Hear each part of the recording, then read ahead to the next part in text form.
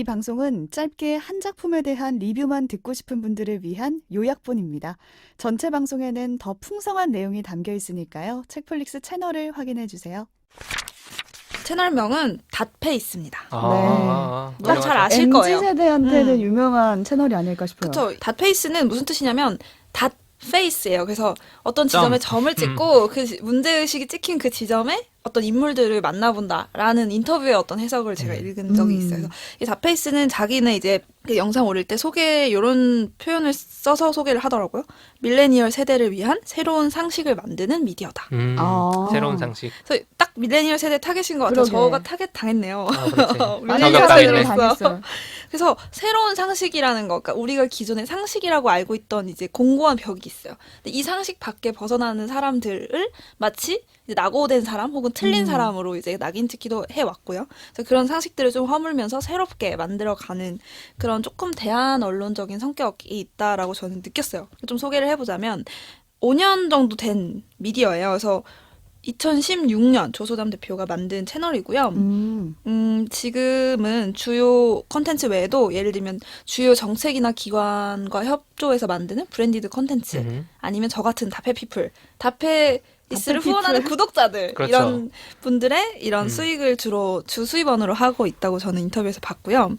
조금 제가 영업을 해보자면 제가 초반에 이제 다페이스에 처음 관심을 가졌던 시리즈는 HIM 시리즈라고 히얼 IM 시리즈가 있어요. 이건 뭐냐면 그 온라인 그 랜덤 채팅, 그 모바일 랜덤 채팅 통해서 이제 미성년자 성매수하는 남성들을 직접 찾아가고 만나본 이야기예요. 이게 한 2년 전에 엄청 화제가 뜨거웠죠. 됐었어요. 네.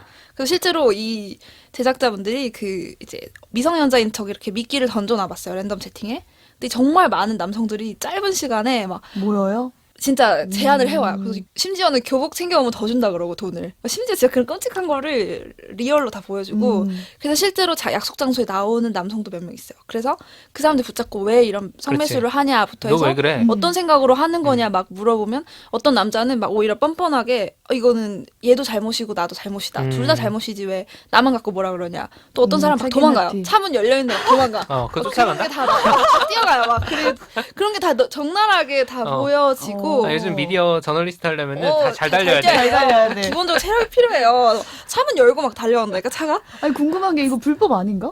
수사는 불법이지? 그러니까 이게 경찰이 아니고 그 그치. 취재를 요청해서 실제로 응하기 때문에 이 과정들은 불법이 괜찮은 아닌 걸로 거예요? 알고 있어요. 그래서 그러니까 녹음을 허락 안 받고 하는 게 아니라 우리 지금 너랑 인터뷰 할 건데 할 할 거다. 거냐 해서 이제 얘기를 한 이거 거죠. 지금 우리가 이거 취재 대단하네요.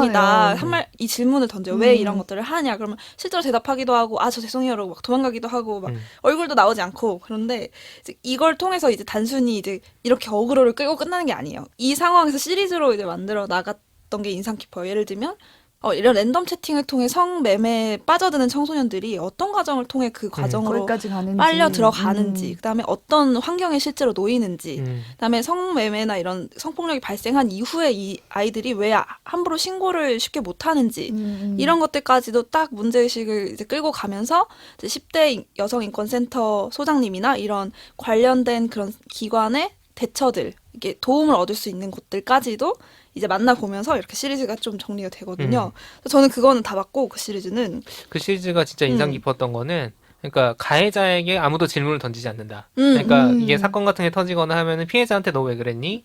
왜 신고하지 그럴만하다, 못했니? 이런 거죠. 뭐 그런 것들을 자꾸 물어보는 방식 자체가 문제가 있는데 이게 사실 이제 2018년에 미투 운동이 있었고 그때도 항상 피해자에게 왜 그랬느냐라는 식으로 왜 가만히 있었는지. 그렇죠. 네 잘못이다. 그렇죠. 그런 너 거가 피해자 있었는데 맞냐? 이렇게. 이제 그걸 전복하는 방식의 그 그러니까 기획이 접근이었죠. 그랬죠. 가해자에게 질문을 던진다는 맞아요. 게 있었고 저는 되게 인상 깊었던 거는 그 조소담 대표가 나중에 이제 인터뷰한 내용을 좀 들어봤는데 20대만 돼도 부끄러워한대요 좀. 그 질문을 받거나 너 왜 그래 뭐 했을 때. 근데 이제 40대쯤 되면은 너무 당연한 거야. 이런 거는 너무 일상적인 일이고 그러니까 심지어 그러니까 그런 윤리의식조차 남아있지 않은 거지. 감각이 상황에 아예 대해서. 그냥 사라져버리는 그래서 그런 거? 이제 그런 것들이 되게 어떻게 보면은 어느 고리에서는 빨리 이게 문제고 이게 왜 부끄러운 일인지라든가 그런 부분에 대해서 계속해서 말하는 것도 되게 중요한 것 같다라는 생각들을 좀 헤어지게 해주는 그런 기획이었죠. 맞아요. 네. 그렇죠. 저도 관련 뉴스를 사회면에서 막 가끔 다루잖아요. 그걸 단신으로 되게 자극적이게 나가요. 뭐 성매매 40대 남성과 뭐 뭐, 청소년들이 맞아요. 뭐 그랬다라는 미성년자와 뭐 이런 게 성행하고 있다. 이 정도지 가해자가 어떤 사람이고 그렇죠. 그런 그쵸. 문제의식을 끌고 후속 보도까지는 이어가지 음. 않는 것 같거든요. 그리고 이제 인간 수업 그게- 같은 드라마조차도 사실 되게 어떻게 보면 납작하게 다뤘던 소비를 그쵸. 그쵸, 그쵸. 그런 식으로 하고 있고 음. 근데 이제 성매수 남성 혹은 넓게 보면 이 사회에 이제 방관하는 제3자들이 함부로 던질 만한 질문들 그거는 공급이 있으니까 수요가 있다던가 이런 논리들에 대해서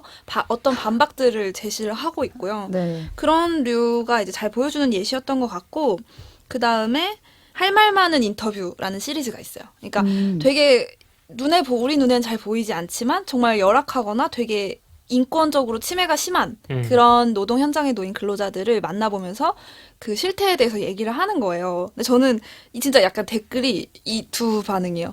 헤이, 진짜 이래? 약간 이거랑 진짜 이래? 약간 이런 반응인 거예요. 그러니까 진짜 우리는 몰라요. 예를 들면 간호사가 어떤 정도의 노동 강도에 처해서 왜 그렇게밖에 할 수 없는지 이런 소방관이 실제로 어떤 고통들을 겪으면서 근무를 하는지 그렇죠. 특히 여성 소방관 같은 경우 등등 그다음에 뭐 드라마 촬영 현장에 보조 출연자가 얼마나 열악하게 근무를 하면서 자기의 모든 것들 포기를 하고 이렇게 있는지 등등 정말 그런 노동 이슈까지도 다루고 있고 주로 관심 갖는 이슈들이 약간 진짜 밀레니얼 세대의 어떤 화두와도 가까워요. 이제 젠더 이슈라든지 네. 가족의 형태의 다양성들 외롭지 않을 권리 책이 생각나는 그런 가족 형태에 대한 이야기들 그다음에 노동과 근로에 대한 새로운 어떤 상식들 장애인의 자유와 사회 접근성에 대한 문제 기후와 환경 문제 또 이제 작년에 이슈가 많았던 디지털 성폭력 문제까지도 다양하게 다루면서 그거를 이제 마치 뉴스 사회면처럼 정말 이렇게 납작한 그림으로 소비를 하기보다는 그 현장으로 이렇게 찌르고 들어가서 그 목소리를 직접 듣고 돌아오는 그런 미디어라는 점이 가장 좋아요, 저는. 그래서 작년에 되게 상을 많이 받았던 프로젝트가 또 하나 있었어요. 코로나 상황에서 이제 실제 오프라인 퀴어 퍼레이드를 못하니까 어떤 기획을 했냐면 내가 이제 나름의 퀴어 퍼레이드 참가할 만한 복장을 막 꾸며요. 온라인 아바타를. 머리 스타일부터 해서 복장, 싸이월드 아이템. 미니미 딱 같은 그 건가요? 느낌이에요. 네. 싸이월드 미니미랑 똑같아요. 그래서 꾸민 다음에 온라인 광장으로 얘를 내보내는 거예요. 그 방식이 뭐냐. 그 해시태그 우리는 없던 길도 만들지라는 해시태그를 달아서 자기 이제 인스타그램이나 페이스북 피드에 올리면 그 해시태그를 눌렀을 때 정말 거기가 가상의 광장처럼 이렇게 다양하게 꾸며진 그 미니미들이 이렇게 막 진짜로 행진하는 행진하는 것처럼 보여요. 네. 그렇게 디자인을 이제 기획을 한 거예요. 그러니까 이게 다페이스가 뉴미디어 기업으로서 되게 대단한 일을 한 게 그거 상상력이죠. 되게 맞아요. 사람들한테 그 기획 자체가 너무 재밌잖아요. 그러니까 개발자가 그거를 의도를 해서 이제 만든 거잖아요. 정말로 밀레니얼이라는 타겟을 정확하게 이거를 이해하는 어떤 사람들이 거예요. 그 보고 어떤 사람들이 활용할 것이다 맞아요. 라는 것까지 확인을 한 거죠. 인스타그램이 어떤 건지. 그러니까 인스타그램을 통해서 우리는 해시태그라는 걸 통해서 어떤 걸 모아보고 이런 방식, 이런 문법들까지도 다 이해하고 있는 콘텐츠인 거죠. 그래서 그쵸. 그 기획 자체가 엄청 화제가 됐고 상도 많이 받았어요. 특히 디자인이나 이런 기획적인 부분에 있어서도 상을 많이 받았던 프로젝트예요. 그 아바타를 꾸민다는 것 자체도 우리 세대가 공유하는 감성이에요. 문화잖아요. 맞아요. 예전에 뭐 버디버디 맞아. 먹고 사고 꼭 정확했어요. 쓰고. 맞아. 그래서 뭐지? 꾸미고 맞아. 그걸 통해서 집단적으로 뭔가 온라인에 모여있는 그런 그림들을 보여줄 수 있다는 거를 정확하게 알았고 그게 올해도 사실은 지금 최근에 변희수 화사 등 성소수자 이제 사망 사건들이 이제 있으면서 추모하는 프로젝트로 비슷한 이제 온라인 그 집회를 하고 있어요. 내가 중요하게 생각한 추모인지 행동인지 이런 영역들을 내가 지정해서 꾸밀 수 있게 해주고 그 아이들이 이제 집단으로 이렇게 온라인에 다 모여 있는 걸 볼 수 있어요. 해시태그 귀엽다. 너의 내일을 우리가 지킬게 너의 내일을 우리가 검색하시면 지킬게. 나옵니다. 맞습니다. 그래서 다페이스의 매력은 뭐냐면 만들고 있는 콘텐츠의 주제도 중요하지만 이걸 어떤 식으로 소통해 낼 거냐에 대한 고민도 굉장히 많이 보여요. 그래서 예를 들면 방금 말씀드린 온라인 그 퍼레이드 같은 경우가 그랬고 제가 사실은 참여했던 하나의 펀딩이 있었는데 작년에 다페이스가 내가 만드는 하루라는 펀딩 사업을 그 펀딩 이벤트를 했었어요. 그게 뭐냐면 작년에 이제 N번방 사건을 그 화두로 해서 디지털 성폭력 피해자들이 엄청 어떤 고통을 겪고 있는지에 대해서 우리가 알게 됐는데 네. 이 디지털 성폭력 피해자가 뭐 상담을 받고 소송을 하고 이런 것도 중요하지만 가장 중요한 것 중에 하나는 일상을 회복해주는 거. 그쵸. 그러니까 그 그쵸. 이전과 같은 일상을 똑같이 음. 피해자도 살아갈 수 있도록 해주는 것도 되게 중요하다라는 데 주목을 해서 이 사람들이 일상을 회복할 수 있는 지원금을 모아주자는 거예요. 그러니까 소송 비용, 상담 비용보다도 정말 하고 싶은 거, 정말 좋아하는 옷을 사도 되고 친구랑 밥을 먹어도 되고 카페를 가도 되고 뭘 해도 되니까 너의 일상에 정말 그냥 평범한 행동들을 다시 회복할 수 있게 마음껏 쓸 수 있는 지원금을 주자. 그래서 그 후에 어떻게 그 돈을 사용하면서 어떤 삶이 다시 어떻게 회복이 되고 있는지를 계속 후속으로 나눠 주었었거든요. 저는 그런 오. 방식들, 그러니까 내가 정말 마음이 쓰여서 어떤 한 사람의 피해자를 정말 도와주는 기분이 들게 만들어주는 어떤 방식이었어요. 그동안에 뭔가 후원이나 펀딩하고 다른 좀 다르죠. 느낌이 원래 뭐 교복을 사줍시다. 뭐 그런 아침밥을 거죠. 사줍시다. 약간 이런 거잖아요. 근데 그게 맞아요. 아니라 정말 일상생활을 잘 할 수 있도록 사람 대 사람으로 동생한테 밥 사주듯이 맞아요. 그런 느낌의 용돈 주듯이. 후원이어서 네. 그러니까 소위 올드미디어에서 소위 주류 미디어라고 하는 이런 기성 시사나 언론들. 그 기상 언론들을 만드는 입장에서 제가 그걸 만드는 입장에서 보면은 빈틈을 되게 정말로 빈틈인데 굉장히 핵심적인 빈틈. 그러니까 사실 보면은 관성이라는 게 있잖아요. 기상 언론들 같은 경우에는 성폭력이 있으면은 피해자의 고통을 일단 전시해야 되고 그걸 가지고 사람들이 공분을 사게 만들고 아동학대 같은 것도 마찬가지죠. 일단 공분 사게 만들고 그 다음에 이제 줄줄이 대책들이 나오거든요. 대책들이 나오는데 그 대책은 재미없다고 안 다뤄. 그러니까 좀 심층 기획 같은 거 이제 모아서 하는 데도 있지만 뻔하지 뭐 그렇죠. 이렇게 되는 뻔하지 거예요, 뭐. 마음이. 왜냐하면 그 뻔한 것들이 바뀌지 않기 때문에 문제가 계속 발생을 하는 맞아요. 건데 관심이 없다는 거예요. 그랬을 때 과연 그러면은 그런 빈틈들은 누가 채울 것인가 라고 했을 때 다페이스 같은 경우에는 그냥 좋은 일 했다가 아니라 그게 기존의 성폭력 피해자들을 다루는 담론에서 빠져있던 부분이었던 그 거죠. 구멍들을 찾아가지고 이렇게 딱 메꾸는 메우고 거죠. 있는 거예요. 메우고 있는 거라서 굉장히 의미 있는, 그러니까 신문이나 포털 기사 같은 거 혹은 방송으로만 이제 시사 이슈를 접하시는 분들에게는 굉장히 풍부해질 수 있는 맞아요. 인식이 그쵸. 네, 굉장히 좋은 매체라고 생각을 해요. 그래서 아예 시선 자체가 좀 다른 것 같아요. 기성 언론이나 보통의 이제 저희 같은 언론뿐만 아니라 언론 소비자가 접근하는 방식과 좀 다른데 소수자라는 단어도 내부에서 잘 안 쓴다고 해요. 조금 다르게 그러면 정의를 어떡해. 내리는 거죠. 변화가 필요한 지점을 제일 먼저 알아차리고 이야기하는 사람이라고 보는 거예요. 아, 이 소수자라는 사회에서 거. 소외되고 어떤 소수자로만 우리가 타자시켰던 사람들이 아니라 우리 사회에서 변화해야 되고 메워야 되는 구멍들이 어디에 나 있는지를 제일 먼저 알고 느끼고 얘기해 줄 수 있는 사람이라고 아예 시선을 좀 전환해주는 생각을 갖고 있는 것 좀 같아요. 길긴 하네요. 그렇죠. 줄일 수는 없는지 좀 근데 생각해봐야겠어요. 원래 중요하고 복잡한 문제일수록 간단하게 길게 설명하기 정리가 돼요. 정교한 정의일수록.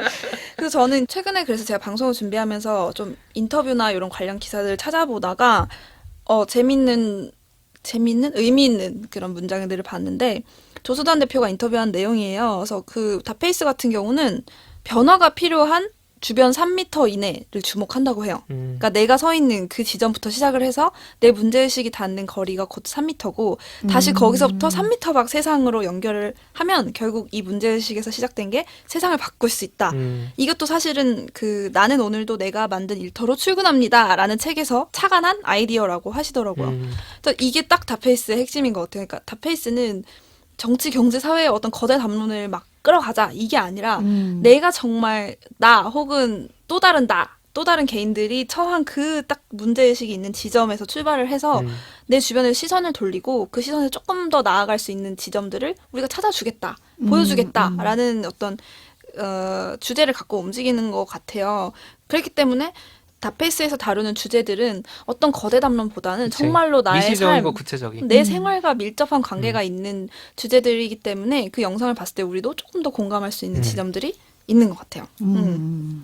그리고 그 영상도 되게 솔직히 말하면 퀄리티가 나쁘지 않아요. 아, 예. 유튜브 채널들 보면 이제 퀄리티보다는 조금 아이디어나 기획으로 승부하는 그렇죠. 채널들도 있는데 상대적으로 다페이스는 약간 두 마리 토끼를 다 잡고 있어요. PD들도 많이 있고 그 기획에서 끝나는 게 아니라 편집해서 보여주는 그 연출의 방식과 만듦새, 완성도도 굉장히 높아서 봤을 때 정말 편안한 정말 눈으로 사실은 네. 영상을 잘 못 만들면 감수하고 봐야 되는 영상도 맞아요. 있거든요. 내용이 좋으니까. 근데 이거는 유튜브니까 영상 하고. 자체가 완결성이 있고 또 완성도가 있는 좀 다큐라고 분류를 하고 싶어요. 그렇죠. 저는. 미니 다큐 같은 느낌이 있고 그래서 왓챠에 들어갔어요. 다페이스가 그래요? 네, 다페이스가 몰랐네. 왓챠에 들어가 있어요. 얼마 전에 들어갔는데 그렇군요. 굉장히 그럴 만한 정말 일이다. 퀄리티가 라고 생각했죠. 그만큼 인정이 된 거죠.